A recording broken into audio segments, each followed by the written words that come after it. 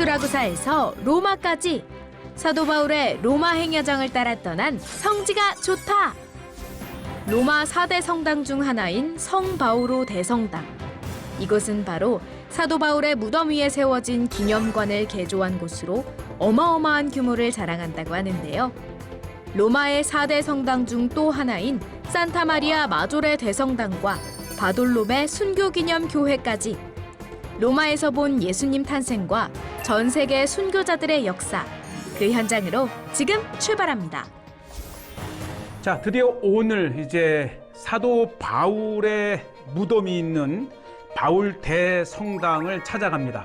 예, 이 로마 시내에서 외곽에 있기 때문에 이 바티칸 다음으로 가장 큰 규모의 이 교회임에도 불구하고 많이 사람이 찾지 않는 외곽에 위치를 해 있습니다. 드디어 이 사도 바울이 참수를 당하고 이 묘소가 있는 곳에 콘스탄틴 황제에 의해서 자그마한 기념 교회가 세워졌다가 386년에 아주 대규모의 현재 교회가 세워진 곳이죠. 로마에서 베드로 성당 다음으로 큰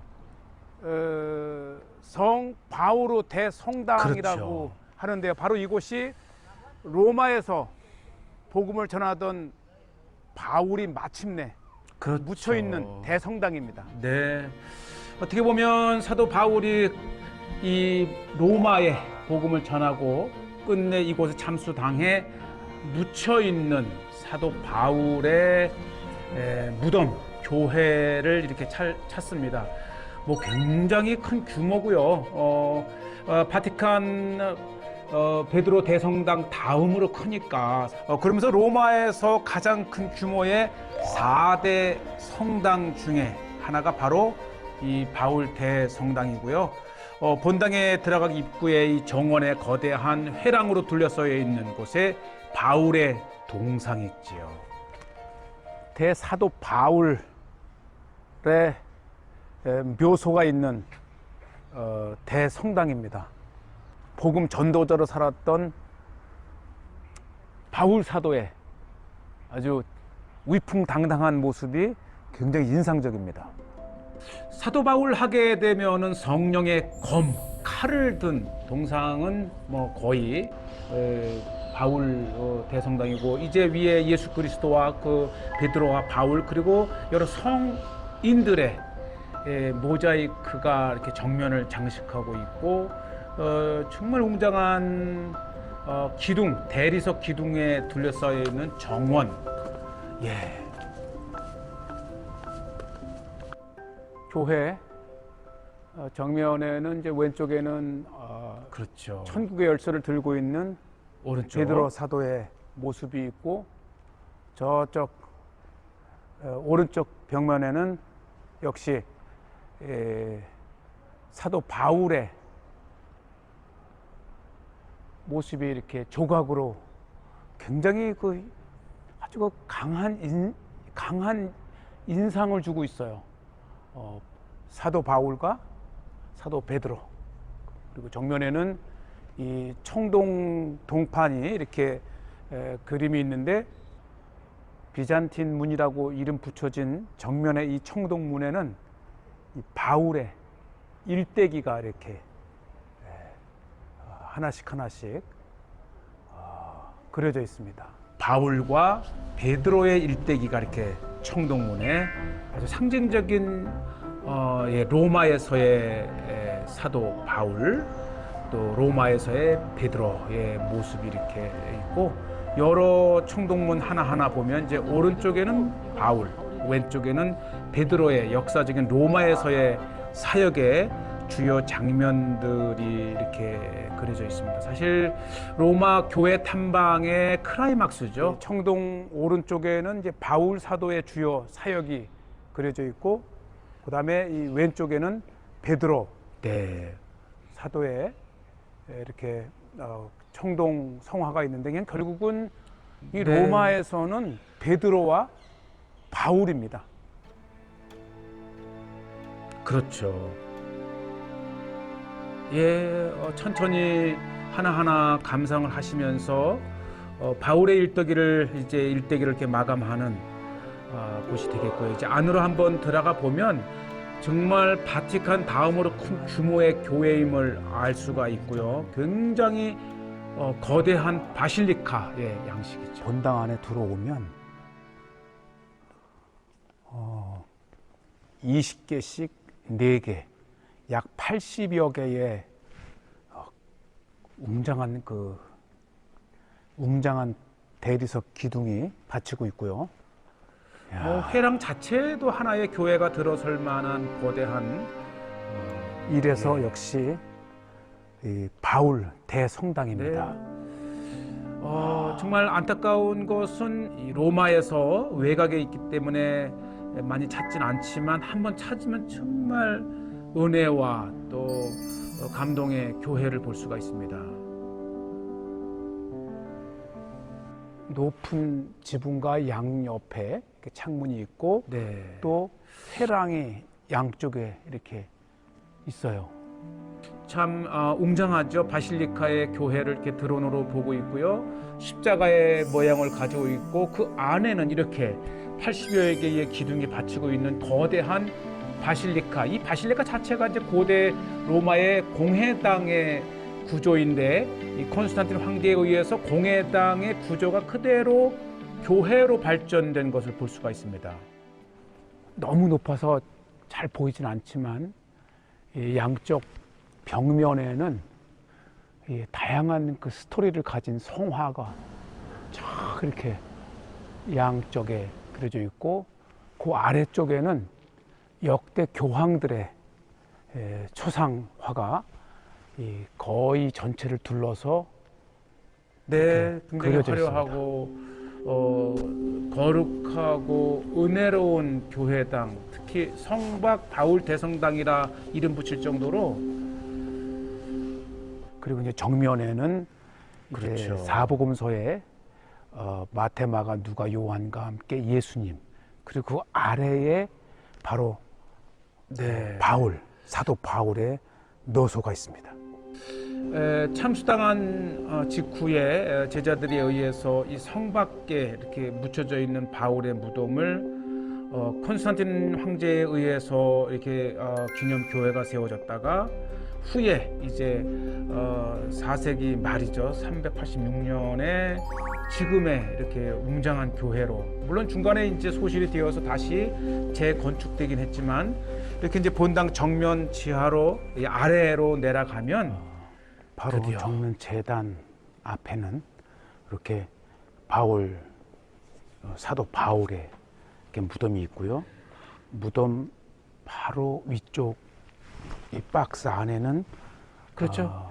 사도 바울을 묶었던 쇠사슬이 이렇게 준비되어 있습니다. 고난을 상징하죠. 묻혀 있는 이 바울은 감옥에 여러 차례 투옥이 되면서 또 불구하고 복음을 전했던 바울의 상징적인 무덤, 그다음에 늘 감옥에 갇혀 있어 묶였었던 쇠사슬이 이렇게 보존이 되어 있습니다. 사도 바울의 여정을 따라온 우리는 마침내 이곳 로마 외곽에 잠들어 있는 사도 바울의 무덤에 도착을 했습니다.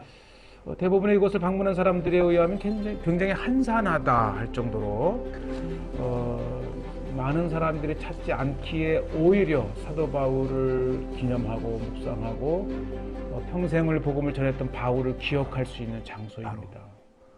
사도 바울의 시신이 안치되었던 무덤입니다. 네, 저 안으로 한번 제가 카메라를 넣어 봤는데 이렇게 사도 바울의 무덤 자리라고 전해지는 이 곳입니다. 바울의 무덤 바로 위에는 이렇게 사도 바울을 묶었던 쇠사슬이 저렇게 박스 안에 전시되어 있습니다. 네. 어쨌든 사도 바울 하게 되면 여러 차례 투옥에도 불구하고 복음을 전했던 위대한 복음 전도자, 그리고 마침내 로마에 이렇게 그의 무덤을 볼 수 있습니다. 결국은 다소에서부터 예루살렘을 거쳐 안디옥 그리고 로마에 이르는 바울의 인생의 대장정. 요거는 이제 초기 빗자지 시대 때의 오리지널 예배당 안에 그려져 있는 성화들을 볼 수가 있습니다. 굉장히 역사가 오래된 4세기 이후 지금까지 계속해서 그 자리에 오는 그리스도의 십자가에 못 박힌 예수 그리스도의 손을 상징하는 이 조각상, 마태복음 25장에 있는 말씀이 구절에 적혀져 있고요. 바실리카 교회당을 나오면은 이제 정면 오른쪽에서 이렇게 초기에 얼마나 역사성을 가지고 이 자리에서 사도 바울의 기념 무덤 교회가 지금까지 발전돼 올 수 있었는지를 볼 수 있는 또 옛 유적지를 이렇게 볼 수가 있습니다. 네, 초기부터 이렇게 바울의 무덤 교회는 이렇게 역사를 거듭하면서 지금까지 전해 내려오는 정말 위대한 복음 전도자의 무덤을 이렇게 봅니다. 자, 이렇게 해서 이제 사도 바울의 생을 마친 곳이다. 참, 그 다음에 이제 이곳 로마의 테베레강 안에 하나의 작은 섬에는 제자 바돌로메의 유골이 이렇게 안치되어 있는 바돌로메 순교 기념교회가 있습니다. 아직도 테베레강에 큰 로마를 가로지르는 물살이 아주 강한 테베레 강에 한 이 섬으로 형성된 그 안쪽에 이렇게 바돌로메의 기념 순교 교회가 있어서 한번 찾아봤고요. 어쨌든 이 로마는 계속된 기독교 역사 속에서 순교자들에 의해서 믿음이 튼튼해지고 더욱 부흥을 가져온 현장을 이렇게 보고 계십니다. 자, 이제 양쪽에서 바돌로메 기념 교회로 도착할 수가 있는데, 네. 역시 로마 하게 되면 거리 곳곳에 많은 공연을 볼 수가 있는데, 데보니스라고 하는 아주 차분하게 바돌로메 기념교를 찾는 그런 분위기를 더해줍니다. 자, 이렇게 이제 한 곡의 음악을 듣고 또 이제 바돌로메 순교 기념교회 자체에도 이렇게 아주 아름답고 아담한 여러 식당들로 있지요. 어쨌든 이제 카톨릭 국가이기 때문에 교회 자체가 여러 순례자들의 방문 장소가 되었고, 연간 엄청난 세계 제1의 순례 또 관광 도시 중 하나가 로마지 않습니까? 자, 이곳을 들어가면서 이제 바돌로메 기념 교회가 역사적으로 유골이 이제 이렇게 전해지면서 마침내 로마에 묻혀 있다고 하는 거예요. 네, 아주 굉장히 은혜롭다라는 생각이 들고요. 이 바돌로메 기념 교회이면서 이곳은 또한 순교자들의 예배당입니다. 예수님의 12제자 중에 하나였던 바돌로메의 시신이 안치되어 있는 교회가 이렇게 있습니다. 이 바돌로메와 관련된 여러 성화들이 이렇게 있고, 아마 로마에서 이 순교자들을 위한 성당으로는 유일한 것 같습니다. 특히 이제 바돌로메를 중심으로 유럽과 아프리카와 아시아와 전 지역에서 순교당한 그 순교자들의 기념 예배당이 또 양옆에 6개의 규획으로 나뉘어서 있습니다. 어쨌든 바돌로메 하게 되면 순교의 대명사로 이렇게 앞에 제단에 이렇게 바돌로메 기념 제단이 있고요. 이 순교 당한 이후에 그 유골을 이 오스만 제국 또는 아랍 제국과 함께 이렇게 정말 이리저리 피신하면서 유골을 보호한 끝에 마침내 로마에 이렇게 바돌로메 기념 교회로 안착이 되어 있습니다. 이 제단 오른쪽에 또 이제 작은 예배당 안에는 다양한 역사 속의 그런 성화들이 이렇게 그려져 있는데 굉장히 화려하지 않으면서도 은혜로운 성화들의 모습들을 보게 됩니다. 순교자의 기념 교회라서 그런지 굉장히 경건하다는 생각이 듭니다. 또 찾는 순례자들도 굉장히 이렇게 보면 여러 순교자들을 이제 교회 양 옆에 회당에 6개의 이렇게 체프를 만들어서 각 이 지역에서 순교한 자들의 대표적인 성인들을 모시고, 이곳은 유럽에서 순교한 순교자들의 기념 예배당이 이렇게 있고, 지금 정면을 보면서 왼쪽에 먼저 두 번째, 세 번째를 보고, 맞은편 또 정면을 보면서 오른쪽에 또 세 지역의 순교자들을 이렇게 모아놓습니다. 아마 전 세계에서 온 순례자들이 이것을 보면서 자기가 속해 있는 출신의 지역의 순교의 역사를 볼 수 있는 것이죠. 자, 이렇게 이제 교회를 다시 나서면 광장에 이 바돌로메의 이 동상을 보면서 로마에서 바돌로메를 묵상을 합니다. 자, 이제 이 바돌로메 순교 기념교회를 나와서 다음으로 이제 향하는 곳은 시내 한가운데 있는 산타 마리아 마조레 교회인데요. 이 마조레 교회는 이 로마의 4대 성당 중에 한 곳입니다. 이 로마의 4대 성당 중에 하나가 이 세인트 마리아 마조레 교회인데요. 특히 이 교회는 이 터키 에베소에서 이 에큐메니칼 회의 후에 이 성모 마리아를 신격화한 후에 최초로 세워진 교회이면서, 이 교회가 관심을 갖는 것은 이 5세기 베들레헴에서 예수님의 말 구유의 일부를 가져다가 안치해 놓았다고 합니다.